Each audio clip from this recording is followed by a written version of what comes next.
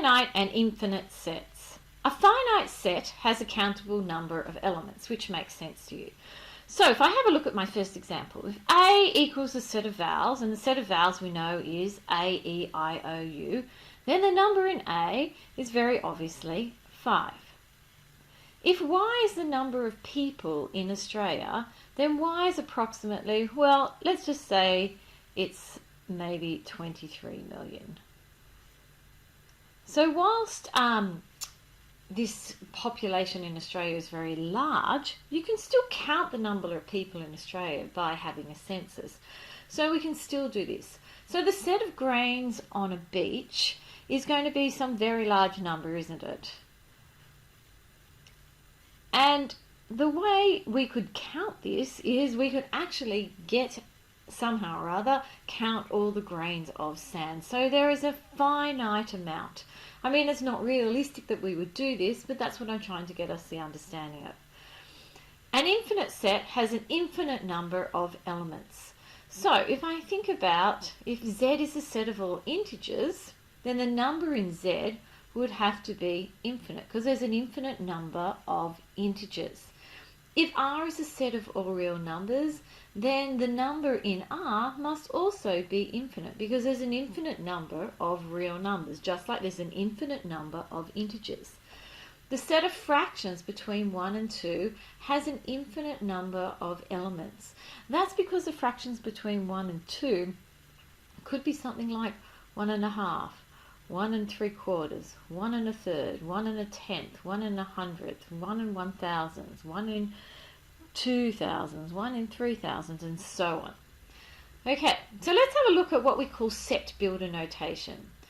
Set builder notation describes the properties of the elements of a set using mathematical notation. Now, initially it looks very confusing.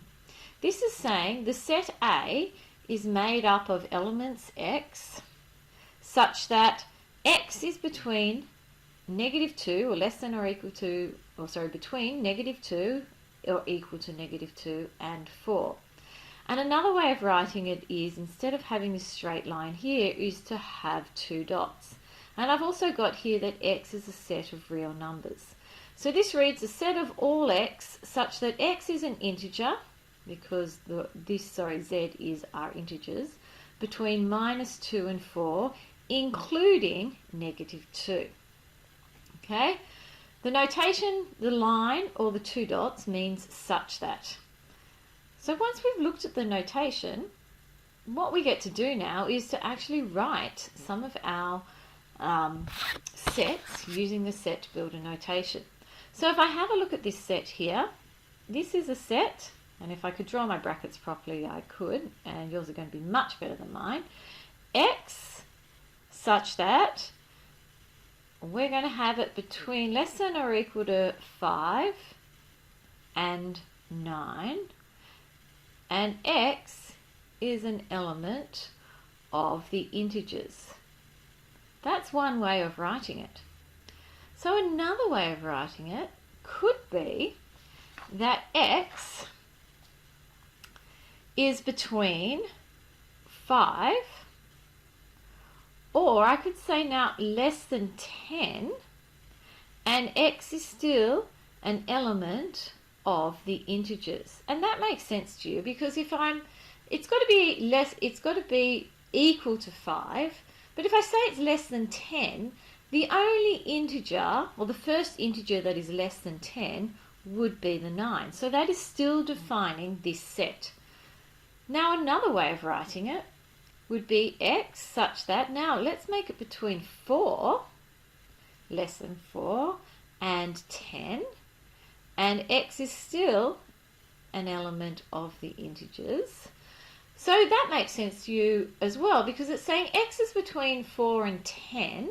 It's not allowed to be equal to 4 and 10, so therefore the only numbers it could possibly be would be the numbers 5, 6, 7, 8, or 9.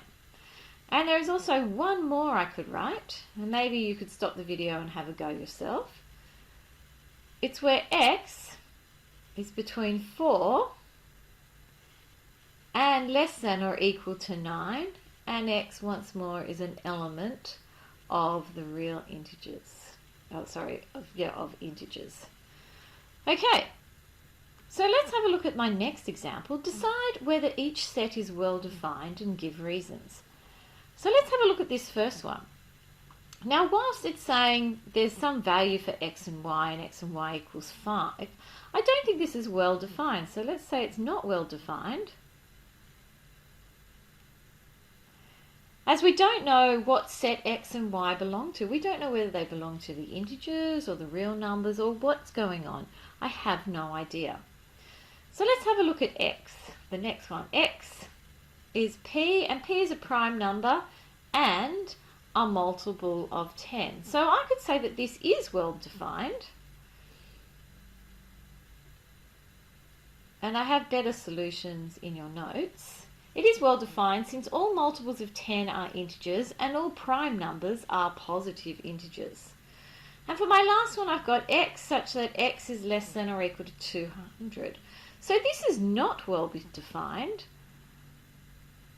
And the reason it's not well defined is we once again don't know what set to which x belongs to. It hasn't been specified. Is x a real number? Is x an integer? We don't know. So this one is not well defined. So what I'd like you to do is to have a look at the correct solutions in the notes that you could write into your notes, and then have a go at exercise 8A on page 334.